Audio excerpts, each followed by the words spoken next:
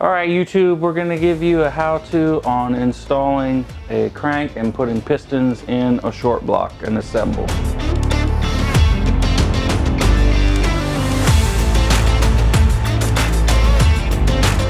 What we're going to do is, first off, we got this back from the machine shop. I can flip it over here and show you what we got.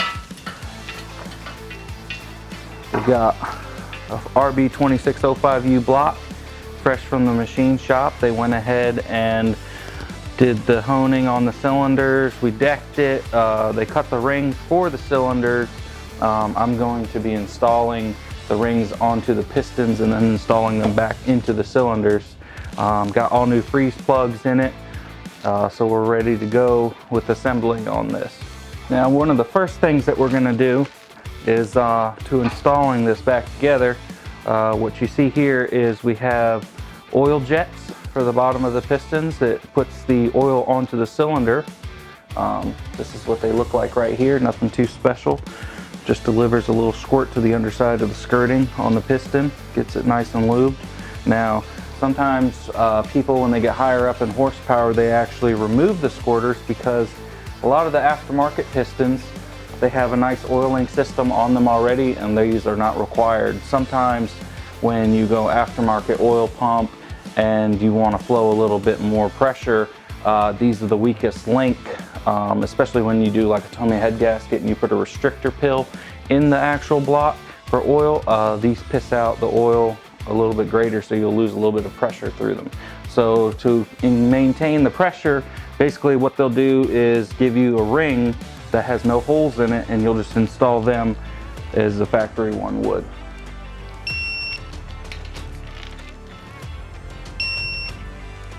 Okay, so now we're ready to install the crank. We've got the bearings installed on this half of the motor. We still have to put some lube on them so everything goes together nicely. And we're looking at the crank here. Everything looks good. The machine shop touched it up a little bit, make sure there was no problems with it. We also, while it was over there, had this extended snout piece for the oil pump put on. These particular early RBs had about half the size of this, and on the oil pump, you really noticed it because you would break a lot of the oil pumps because they were only driving about half of it. So we got this extended. They had to machine down the end. You put it on, press it, and then there's a little set screw in there that you actually put on there. So this is a Nitto snout piece that we put on here, so that it makes full contact with the oil pump, so we won't have an issue out of it to a certain extent. What I use to lube up the bearings is the Redline assembly lube. This is a little bit thinner than you would probably like. Normally when I'm putting these engines together, they're not sitting around for months. They may be sitting around for about a week while we're installing it. So it's not as thick as what you would like. If you're going to build an engine and have it sitting around for a couple months, I would use a thicker solution. Once the engine's started, it'll mix in with the oil and you won't have a problem with it. It actually mixes quite nice. You won't ever have any residual stuff. Just make sure it's on all contact surface of the bearing. So basically when you start up the engine, it doesn't take the bearing with it because there's no oil lube on it. It won't damage the bearing. Sometimes if you start it dry, it might catch an edge and spin the bearing right off the bat, and that's no good for your engine. All right, take this thing. No particular rhyme or reason, just make sure you don't hang it up on any edges. Come down slow on the bearing so you don't flat spot it. Set it in there nice and easy. And what I like to do as well is go ahead and put a little bit more of assembly lube on them while they're off, and I'll put them on the other side of the bearing just to make sure there's enough while cranking. Because, you know, sometimes you get a car that's kind of stubborn, maybe the tune isn't exactly right, and you're sitting there cranking it for a while. Well, that's not building up oil pressure, so you need a little bit of lube in there to keep it good. Same thing, make sure it's good on contacts. Okay, now I'm going to flip the main girdle over. This has the other section of the bearings in it. Try not to lose all your pins, but if you do, take note, this Notice how the stand here is a little bit taller than these. You have two longer bolts in this thing, and they're right here and right here. So if you lose all your bolts and you're like, oh man, where do they go? You know, just remember the two long ones are going to go there, and the rest are the same size. But we'll go ahead and set this down like this. I like to just take them all out anyways while we're doing it and set them above each other so we know where they go.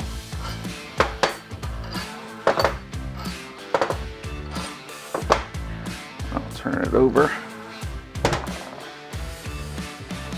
And then these reveal the other bearings that are in here. And I'll just touch them up.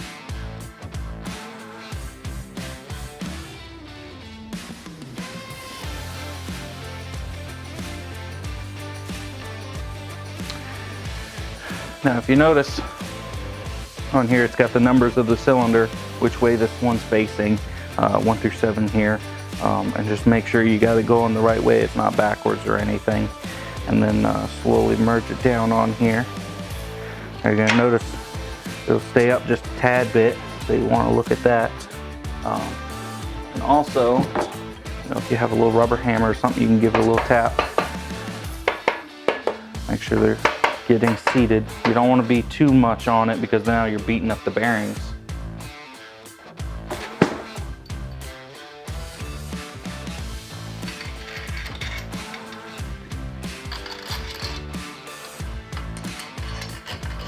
Always make sure your bolts have a little bit of oil on them, just so they're not dry, because you don't want them to get stuck in there, or when you're torquing them down they get stuck and they won't necessarily torque down all the way.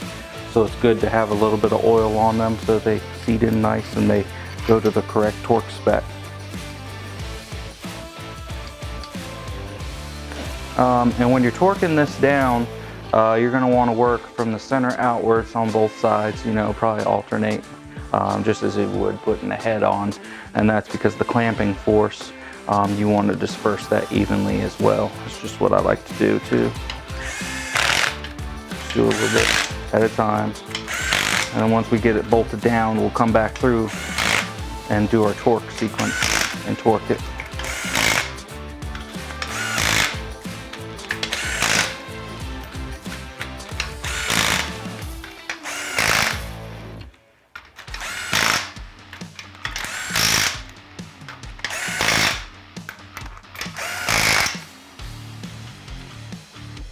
We're doing the main bearing bolts, 34 to 38. I like to split the difference, so we'll probably put it at about 36 foot-pounds.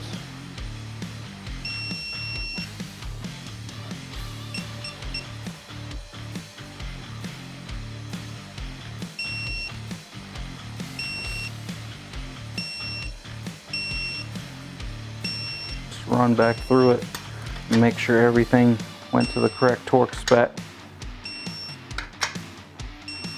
From this point, I just like to give the crank a little spin, make sure nothing's seized in there. If you get to this point and you torque it all down and your crank's not moving or it's really hard, you could have a bearing clearance issue if you had any work done on the crank. So it's really important that you don't have any back and forth play up and down. Make sure it rotates smooth, nothing's hitting, and we're good to go from here.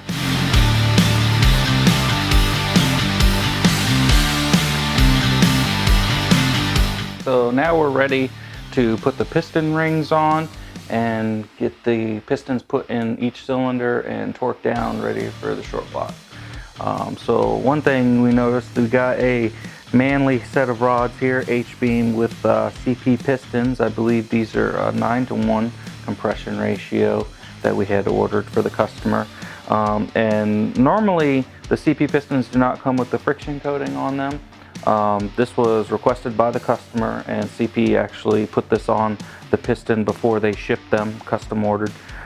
What it does is helps free up some of the friction in the cylinder, helps alleviate some of the piston slap and scarring that goes on in the cylinder if it were to detonate or anything like that. Just kind of helps protect the cylinder wall from getting scratched up in any sort of way and to free up some of the loose friction. So next we have the rings, which we'll put on. We have the top steel ring, And notice on these rings, some do, some don't. Best way to do is either contact the piston manufacturer, or maybe you can look it up online. But there's an N marked on here for north, so we know that's going to go up. The steel ring is the top ring. You can also look, if you see very carefully, one side is beveled on the inside. That one's going to go towards the top. The second ring down is an oil ring. It's not the oil ring, but what it does, insignificant, is if you see here, there's a little groove on the outside of the ring. Now what this does is it scrapes the oil as it goes up and down the cylinder. It scrapes the oil off the cylinder and puts it back into the bottom.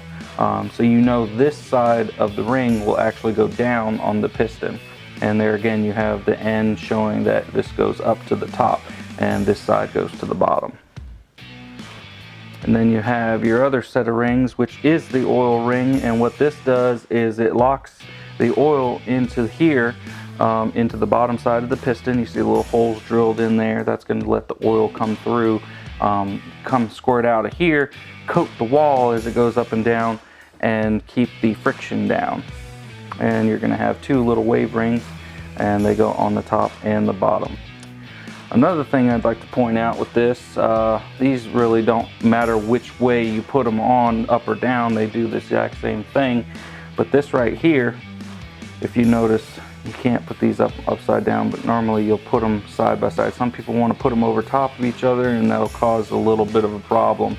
So when you're installing them, make sure they butt up, just like that.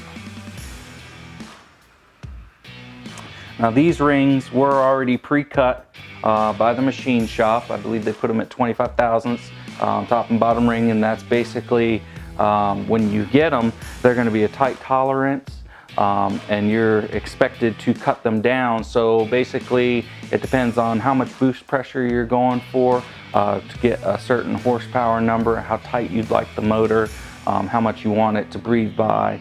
And basically what happens is once you put a little force on the top of the piston and get it in that hole, what it likes to do is it'll close up this gap, just like that, you know?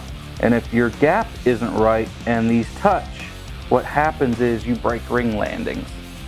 And so that's why with a stock motor, some of the ring landings will break because the tolerances aren't meant to go up that high in horsepower. There's a specific formula that you're going to use for your engine and horsepower rating to how much you're going to actually take off the ring. Okay, so the next thing a lot of people wonder about is, do I turn the rings where the gaps are on top of each other, which is a no-no because you're just creating blow-by from the oil ring and the cylinder pressure. Let's say you just had a combustion stroke. Well, if you have them up like that, the fire will go through there and probably cause a little damage to the top side of your piston because it'll go down that side. So basically what you need to know is the correct piston ring orientation so that doesn't happen. CP actually on their website shows you. So here's some of the orientations for the rings on CP's actual website. Some offer it so you don't get confused, but you can see with the front of the motor here, your wrist pin orientation, that your top oil ring is going to be over here on this side. Your second ring on the piston is going to be orientated this way with the opening. Your bottom oil ring will be here. Your top ring will be here. And that basically will say you're straight across from top and bottom ring, the opening. So the compression will not get past the second ring or the first ring. That will help that out. And the oil won't have any blow by because you're moving the oil ring openings away from each other so they don't have a chance to get through that. Okay, so before installing the pistons, we're going to take off the main rod bolts. We like to keep these soaked in oil till fully installed. This just basically helps keep the threads lubed up so when you go torque them down, they don't get stuck and don't torque all the way. Keep those all together.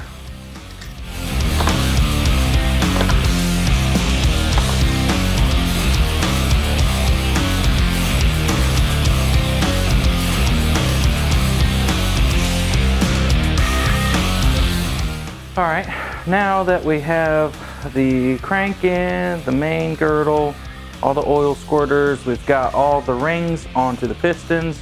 They're in the correct orientation. Now we can actually take the piston and rod and put it in the motor. What I like to do is make sure the rod that I'm putting in the hole has a top dead center, so it doesn't have to come all the way down to the bottom. I'll rotate it once it makes the landing, and then I can torque it down. I've already got one in the cylinder hole.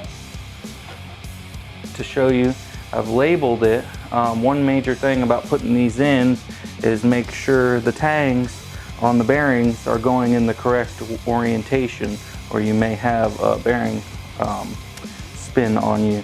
And I've already labeled which direction the piston needs to go for the tangs to be in the correct orientation. Now, a couple things you can use to compress the rings before you put them in the hole. You're probably going to go down to Advanced, AutoZone, whatever you're going to do, order it from Summit. You're probably going to end up with something like this. It's pretty universal. You can do it. The problem I always had with them is when you're getting them down into the block, if you don't have it just right, you could potentially mess your rings up. If it doesn't clamp down all the way and then you're trying to do that and it slices your thumb open or something. I mean, you can use this. I've used them before, but it kind of is a pain in the butt. So we've gotten rid of this, and now we just have these right here. Have numerous sizes that you do, and all you do with these are, let's see here, we're doing number 2. This actually has a groove on it to where you can see it's tapered from the top to the bottom. So as you put it in, it'll compress the rings for you.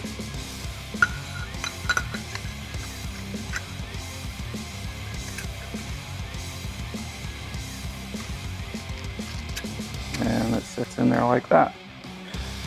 I like to also, before I put it in the hole, I like to put a little oil down the cylinders. Some people use ATF, some use just motor oil. I just use the run-of-the-mill everyday break-in stuff because we're going to be running the break-in engine oil anyways. So what I just do is take a little bit. You never want to put it in the hole dry. It potentially could mess the rings up as well going in. So I'll just put it in the cylinder. A little bit of lube on the bearing. And like I said, I've already went through and marked all these, so you got your black dot there. You know that goes to the front of the engine. So you set that down in there flush like that. Just give it a little push. And it's in there. Now from this point, as you can see, it's way down in the cylinder. I'll just hold it from the bottom, give it a little twist, bring it up while putting force to it. So you know this doesn't drop the bearing out. You may have slipped it a little bit, so make sure you look at that beforehand. And then like I said, make sure your tangs, which are these little deals right here to hold the bearing in place, are going in the same direction. You don't want to accidentally put it in backwards. Now you may be wondering why I've got these sitting in oil. You probably don't have to have them soaked in oil. Just make sure you have oil on the threads. That way when you go to torque them down, you'll meet the torque spec, because if they're dry, it may catch on the edge. You're not torquing it at the correct torque. So I just put a little oil on them and run them down with your fingers. Make sure you alternate sides, that way you don't accidentally get the rod cap stuck in a weird position.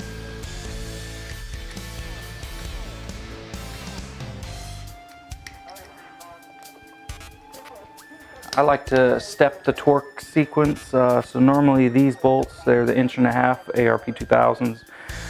So it recommends going to 60 foot-pounds with them wet. So that's what we'll do, but I'll first start out with 30 foot-pounds on each side and then go to the 60.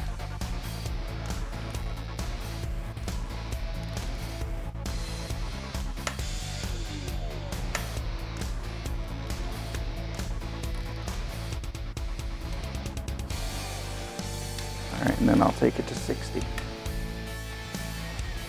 And then I'll double check it just to make sure that we seat it all the way to 60.